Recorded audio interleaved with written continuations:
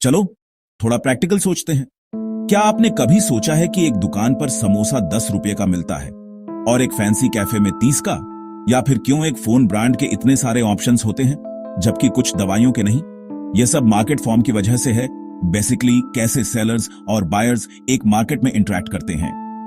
Simple words में एक market form का मतलब है कि प्रोडक्ट्स को कैसे खरीदा और बेचा जाता है, कौन डिसीजंस लेता है और हर साइड के पास कितनी पावर है।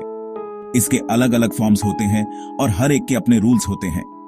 मार्केट्स सिर्फ जगहों के बारे में नहीं होते। आपका स्कूल कैंटीन, एक ऑनलाइन ऐप, एक छोटी दुकान। कुछ मार्केट्स में बहुत सारे सेलर्स होते हैं, कुछ में बहुत कम, कुछ में प्राइसेस फ्लेक्सिबल होते हैं, दूसरों में इतना नहीं। यही चीज शॉपिंग और सेलिंग को इतना इंटरेस्टिंग और कभी कभी कंफ्यूजिंग बनाती है। तो हमें इसकी परवाह क्यों करनी चाहिए? क्योंकि ये मार्केट फॉर्म्स दो मेन चीजें डिसाइड करते हैं। एक, कितना सामान बनता है। दो, आपको और मुझे क्या प्राइस पे करना पड़ता है। अगर आप ये बेसिक्स समझ जाते हैं तो आप शॉपिंग, बिजनेस और यहां तक कि गवर्नमेंट रूल्स के बारे में बहुत कुछ समझ जाएंगे। चलो इसे सिंपली समझते हैं। इमेजिन करो कि आपके पास एक लेमोनेड स्टॉल है। गर्मी के दिन आप अकेले लेमोनेड बेच रहे हैं। आप कोई भी प्राइस सेट कर सकते हैं जो आप चाहते हैं, लेकिन अगर आपके 5 दोस्त भी स्टॉल लगाते हैं, आपको अपना प्राइस रीजनेबल रखना होगा। इस तरह मार्केट फॉर्म्स प्राइस और प्रोडक्शन दोनों को अफेक्ट करते हैं। जितने ज्यादा सेलर्स होंगे उतनी ही ज्यादा कंपटीशन होगी और यह हम जैसे कस्टमर्स के लिए उतना ही अच्छा होगा। प्राइस सिर्फ इस बारे में नहीं है कि आप क्या चार्ज करना चाहते हैं। यह इस बात पर डिपेंड करता है कि कितने लोग आपके प्रोडक्ट को चाहते हैं और कितने लोग उसे सप्लाई कर सकते हैं। अगर डिमांड ज्यादा है और सप्लाई कम है, प्राइसेस बढ़ जाते हैं। अगर सप्लाई ज्यादा है और डिमांड कम है, प्राइसेस कम हो जाते हैं। सिंपल है ना? लेकिन हर मार्केट इस लॉजिक को अलग तरीके से हैंडल करता है। प्रोडक्शन का मतलब है कि किसी प्रोडक्ट का कितना अमाउंट बनाया जाता है।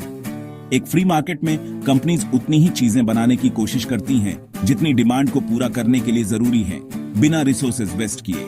लेकिन कुछ मार्केट्स में रूल्स इस बैलेंस को बदल सकती हैं और कंपटीशन की कमी भी बदल सकती है। कभी कभी गवर्नमेंट्स इंटरवीन करती हैं, जैसे दवाइयों के केस में और पेट्रोल के केस में।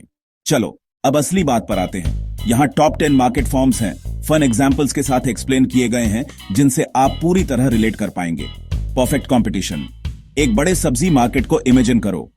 एग्जाम्पल, लोकल सब्जी मंडी। मोनोपोली, सिर्फ एक सेलर होता है।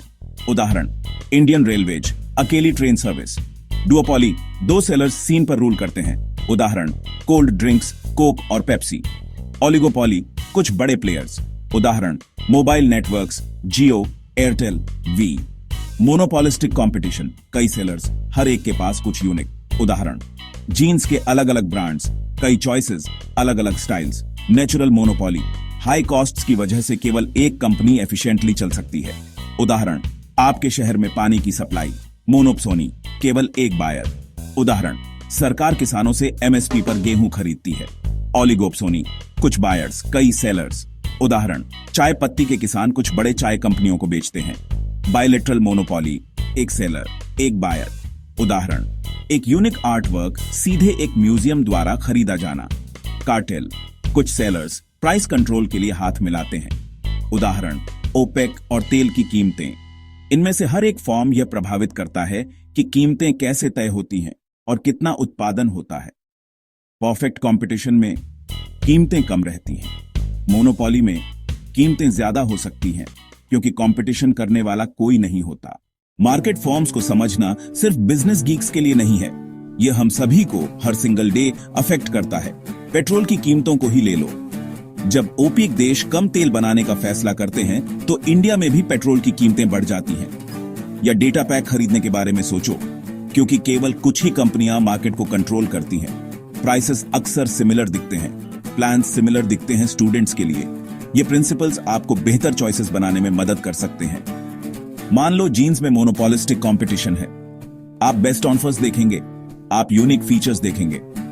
अगर आप दवाइयां खरीद रहे हैं, जो अक्सर एक मोनोपोली होती है, आपको कम चॉइसेस मिलेंगी, कभी कभी ज्यादा कीमतें मिलेंगी। ये मार्केट फॉर्म्स ये भी डिसाइड करते हैं कि कितना इनोवेशन होता है। परफेक्ट कंपटीशन में हर कोई बेहतर क्वालिटी देने की कोशिश करता है और कम प्राइस पर। मोनोपोली में इंप्रूव करने का प्रेशर कम होता है तो कभी कभी क्वालिटी गिर सकती है। यहां तक कि गवर्नमेंट भी इन मार्केट्स पर नजर रखती है। वे अनफेयर प्राइसिंग को कंट्रोल करने के लिए रूल्स बनाते हैं। अगली बार जब आप न्यूज में प्राइस कंट्रोल के बारे में सुने तो आपको पता होगा कि क्यों। तो यहाँ बड़ी पिक्चर है। मार्केट फॉर्म्स हर जगह हैं, आपकी फेवरेट स्नैक शॉप सबसे बड़े ऑनलाइन स्टोर्स तक। वे डिसाइड करते हैं कि आप क्या पे करते हैं और आपको क्या मिलता है। उन्हें समझना आपको रियल वर्ल्ड विजडम से आर्म करता है। अगली बार जब आप शॉपिंग करें तो आपको पता होगा कि चीजों की कीमत इतनी क्यों है। ओलिगोपोली, मोनोपोली, यह सब इस बारे में है कि कौन बेच रहा है, कौन खरीद रहा है और वे कीमतें कैसे तय करते हैं। अगर आप ध्यान देंगे तो आप अपनी डेली लाइफ में भी इन मार्केट फॉर्म्स को स्पॉट कर सकते हैं। School fest, online shopping sales के दौरान। जैसे जैसे आप बड़े होते हैं ये आइडियाज आपको पैसे, चॉइसेस और यहां तक कि अपने करियर के साथ स्मार्ट बनने में मदद करते हैं। हो सकता है कि आप एक दिन बिजनेस चलाएं या हो सकता है कि आप सिर्फ एक समझदार शॉपर बने। किसी भी तरह से आपको एक एज मिलेगी। तो अपनी आंखें खुली रखें, क्यूरियस रहें और हमेशा पूछें, यह प्राइस कौन डिसाइड कर रहा है और क्यों। इस तरह आप मार्केट गेम में आगे रहते हैं।